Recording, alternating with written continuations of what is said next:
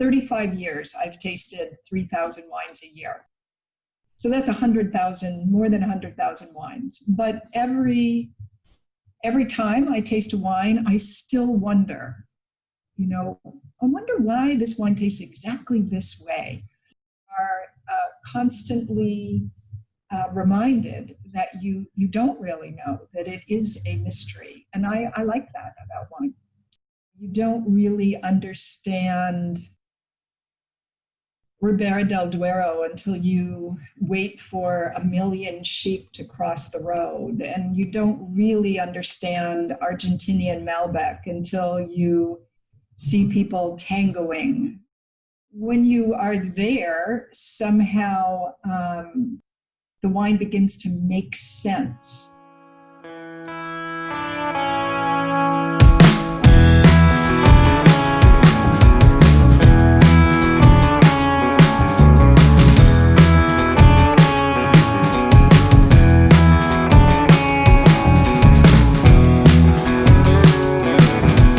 Good morning. Good morning. It's a pleasure to welcome for the 5th episode of One-on-One with the famous Karen MacNeil. Okay, I have to say I thank you very much for taking the time to be with us today, because I know you're very busy working on the 3rd edition, and I have a copy of the second edition, and it stays not very far from me all the time. Because the writing that you have is just amazing. But we'll get back to that in a second. At the beginning, I want to do a quick bio from you, and just a few pointers for people to get to know you a little bit more. So, by the age of 14, you left home, very independent, it seems, to go through junior high and high school, and afterwards for college. And you had an inkling for the world of gastronomy. And you wrote your first article at the age of 19 in the Village Voice. Was it on gastronomy? Was it on food? It was on butter. On butter? That is the French influence or the American butter? It was American butter. In those days, I lived in New York City. I live in Napa Valley now, but in those days in New York City, there were old delis where butter was sold in big blocks, like a big boulder. And the deli man, the delicatessen man, would take out a big knife and cut off a huge chunk of butter. And these were butter from cows, fabulous cows in upstate New York. And it was the best butter. Butter is no longer sold that way in the United States anywhere. Okay. So I miss that butter. You can still find it in Europe, though. You can. So after this first article, it took you about 8 years through self-studies, because you moved towards wine. Why did you decide to choose wine more than food, basically? I think in part because it was intriguing because it was difficult. Food, you felt like you could master somehow, right? You could become the world expert on risotto, or you could investigate the cuisines of Lebanon or Morocco or Spain. But wine was elusive, and it was hard to figure out. And so in the early years, I don't think I realized how hard it was to figure out. I just thought, oh, this is intriguing. I really I kept wanting to know more. And, it just pulled me in, I guess. Okay, there must be something very intriguing about wine. We'll talk about that in a second. Then afterwards, so I'm jumping forward because I know the late 70s and 80s were kind of difficult for a woman to work in the world of wine. 2004, James Beard Award for the Outstanding Wine and Spirit Professional of the Year. And then you won Emmy Awards for your PBS television series, Wine, Food, and Friends with Karen MacNeil. And there's many, many more. One of the top 100 most influential person in the world of wine.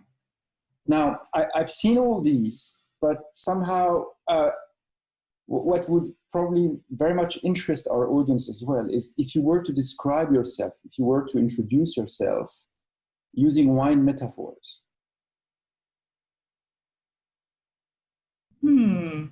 Using a wine metaphor. I'm tempted to say complex. I'm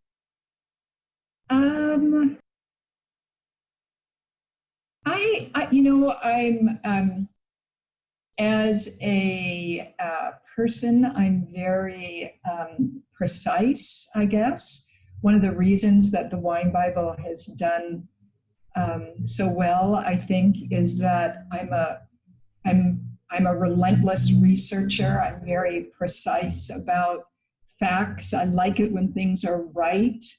And I'm very hardworking. So I would be, I don't know, some kind of exact, but I'm also a little quiet and introverted. I don't know, maybe I'd be Pinot Noir or something. Okay. What makes wine so interesting? What attracts you the most in a wine? Not in the world of wine, but in a wine in particular, because you've been tasting wines from all over the world. What attracts you specifically? Well, I think it's the duality of it being delicious on the one hand, but being, a mystery and intellectually impossible to pin down on the other hand. It's very, every day in my office, I'm coming to you from my office, and in my other office down the hall is where our tasting room is. And we, even after all these years, for 35 years, I've tasted 3,000 wines a year. So that's 100,000, more than 100,000 wines. But every time I taste a wine, I still wonder, I wonder why this wine tastes exactly this way. So it's constantly, no matter how much you know or think you are constantly reminded that you don't really know, that it is a mystery. And I like that about wine. I hate it when people say they want to demystify wine. I'm like, no, that would be terrible. Then it would become Coca-Cola. That doesn't have any mystery. Because you traveled in almost all the countries, the wine growing countries in the world.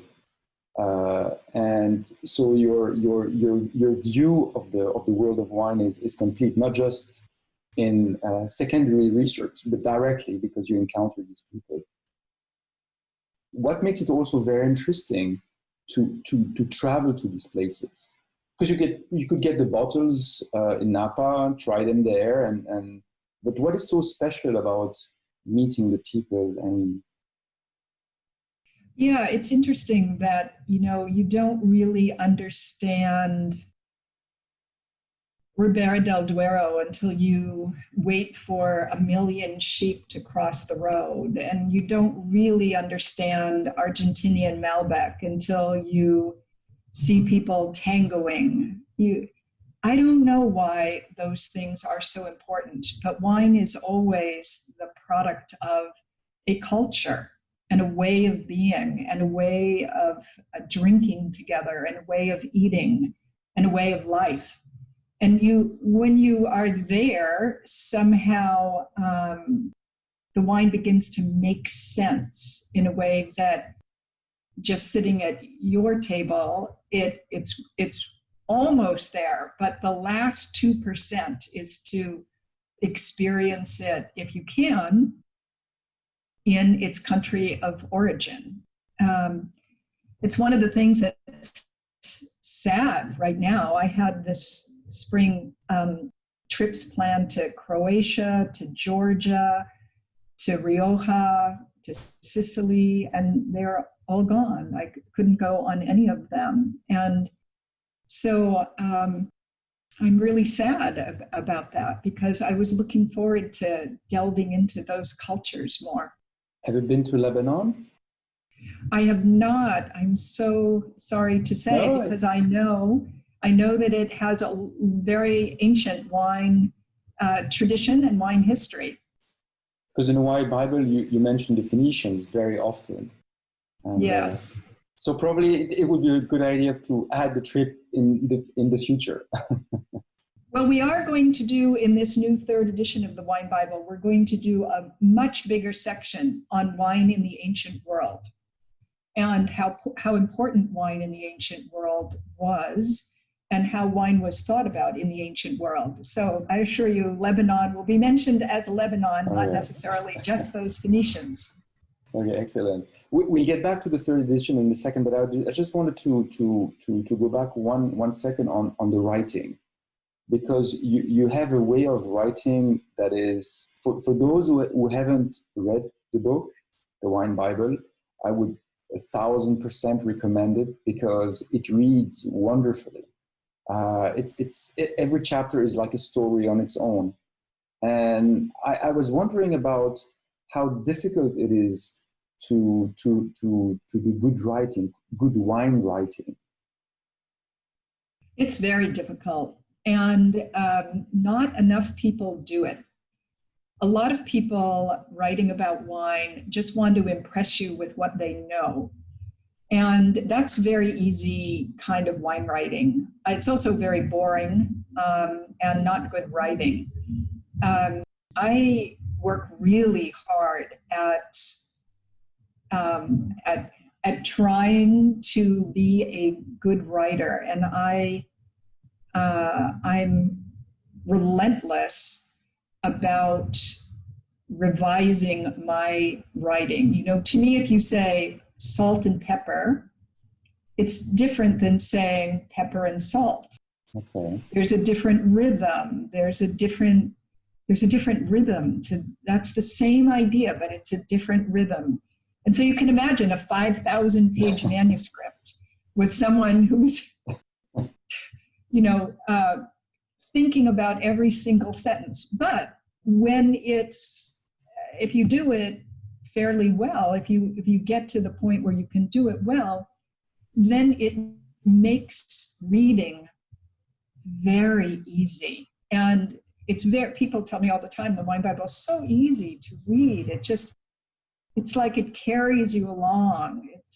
That's from the hard work of writing. And which writers have influenced you? You mean not in wine? Yeah. Just not in wine? Yes. Probably not Dostoevsky, but yeah, no. He's maybe influenced me in life, but not in writing. The one person that I think for every writer, part of becoming a good writer is developing your own style. So you have to be careful that you don't inadvertently take on someone else's style. But one thing that I'm always telling my staff, they don't write things for the Wine Bible, but they write other things. Like we do a wonderful newsletter, a free digital newsletter called Wine Speed. And I'm always saying to my staff, think about Hemingway, shorter sentences. If you have 5 ideas in one sentence, it's going to make the reader very tired very quickly. It is much better to have short, crisp, high energy sentences that have one big idea. So that probably, and this is, you think, why it's easy. It's an easy read, an entertaining read, the Wine Bible. Well, it's also because I do write in there's a very big difference between British wine writing and American wine writing. And I write in a very conversational tone. People think, oh, I feel like I'm just sitting there with you, that you're just talking to me. And so I very careful not to use, I don't know, technical terms when a conversational term will do. You don't have to say the wine was overly phenolic, right? You can say the wine tasted hard. Okay. Right? It's important to use plain speaking, so that it's inclusive, so that everyone's like, oh, I get it. This wine is a little hard. It's not soft. I understand that. That's very easy to understand. Whereas if you say the wine is overly phenolic, I don't know, that leaves a lot of people out. Was it done on purpose at the beginning, or just came to be like that? Oh no, very much on purpose. Because again, it's a challenge for a writer to take a complex subject like wine and talk about it accurately and well in using plain English. Anybody can take a complex subject and write about it in a complex way. The skill is, can you take a complex subject and write about it in a simple way? Okay. And for the third edition, is it what is going to be different? Is it the content? Is it the context? And when is it due? It won't be out until 2022, and I think it will be a lot better. I keep growing too. I'm becoming a better and better writer. I know more about wine. So it will have not only other chapters like Croatia, for example, that we haven't had before, but it will, hopefully I'll be even better at explaining certain ideas. And then, of course, all the chapters will be updated. So certain places like Australia, which is what I'm working on right now, is very different than it was even 5 years ago. Some places remain very much the same, like Bordeaux. Yeah, it will be a bigger and, well, it won't be much bigger because it's already pretty big, but it'll be even better. Because there's a lot of changes happening in the world of wine. There's a lot of changes happening in the world in general.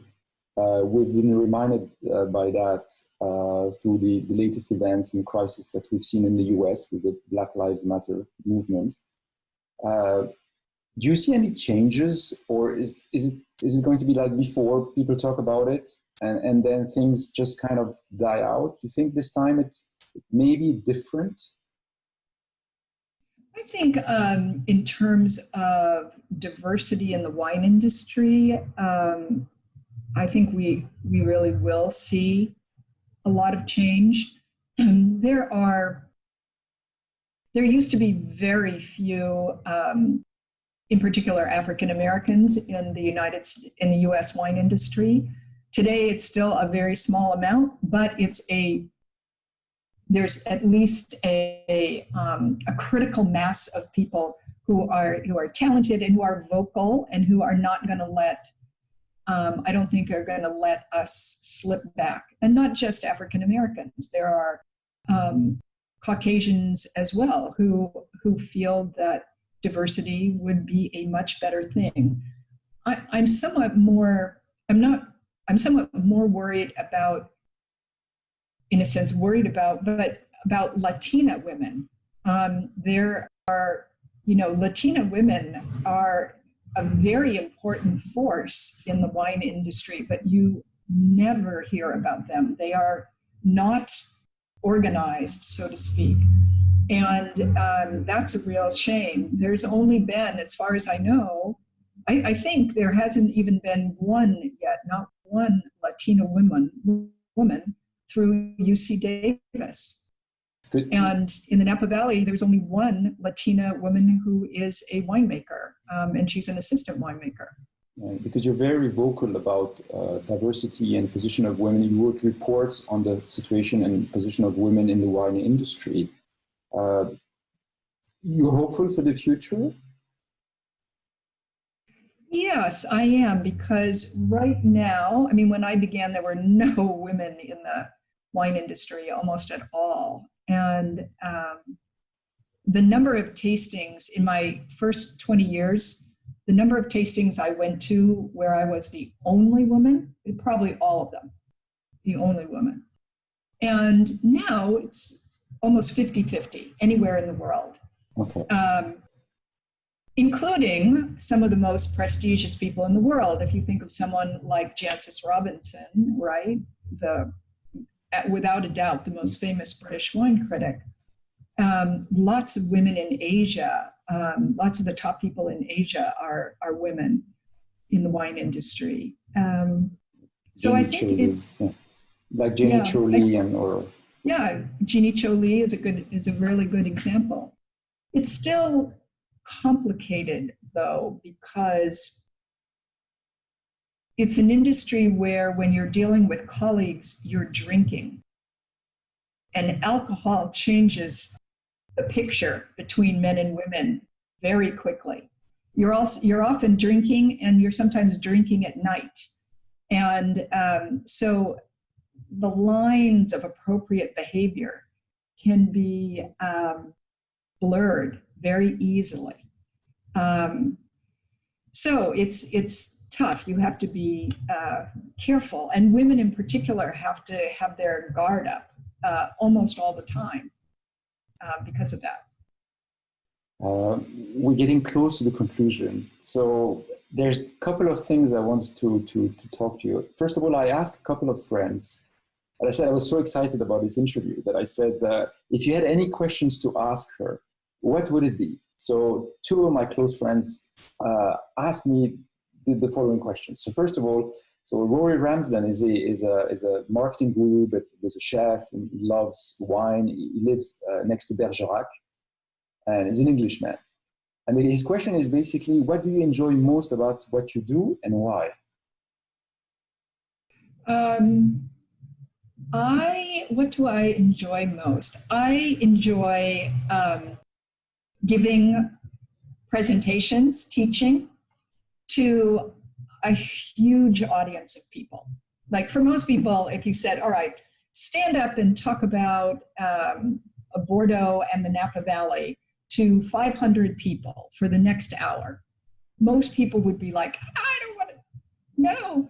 And for me, I'd be like, oh, let me get up there. I love that. I love that because teaching is so raw. You have real immediate feedback. You can tell by looking at 500 sets of eyes if what you're saying is inspiring, stupid, making sense, not making sense. And you can also see in people's eyes when a light bulb goes on, when they finally understand an idea. So I absolutely love that.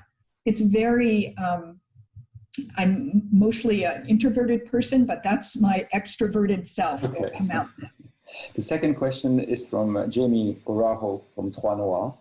So she says that you have been a champion for Napa Valley Sauvignon Blanc, and it hugely benefited Napa. And she was wondering the reason for it. Was it personal preference? Was it a business savvy decision? Or was it just organically just came like that?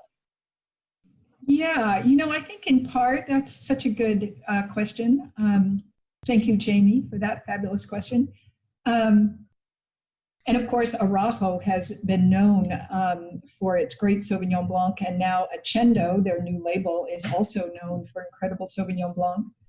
I would say it was because it was for so many years the underdog as a grape, the underdog under Chardonnay. And I thought that bothered me, maybe as an underdog myself at one point. But also, I love those wild flavors. I love Sauvignon Blanc's precision and intensity. And I always say, it's like it's the grape variety that's wearing stiletto high heels with a little tattoo somewhere. It's got a a real definitive personality, and it's so reflective of its place. And I'm just so thrilled that people like the Araujo family are now treating Sauvignon Blanc wonderfully, growing it in great spots, making it with real care. Because now we see this whole culture of extraordinary Sauvignon Blancs that didn't even exist in the Napa Valley 15 years ago. And to finish the interview, like we always do, it's the famous Pivot Questionnaire. So it's the first answer that comes to your mind. So the first question is, what is your favorite word? Favorite words? Yes. Absolutely. What is your least favorite word? No. Your favorite virtue? Determination. Your favorite quality in a man? Intelligence. Your favorite quality in a woman? Intelligence. What is your favorite curse word? Damn it. What sound or noise do you love? Birds in the morning. What sound or noise do you hate? Tractors. What is your favorite drug? Favorite drug? I don't know. I mean, I guess I would have to say wine, although I don't think of it as a drug. What profession other than yours, your own, would you like to attempt? To be a linguist. What profession would you not like to do? To be a taxi driver. What plant or animal would you like to be reincarnated in? A cat. And last question, if heaven exists, what would you like to hear God say when you arrive at the pearly gates? You did it. Karen MacNeil, thank you very much. Pleasure.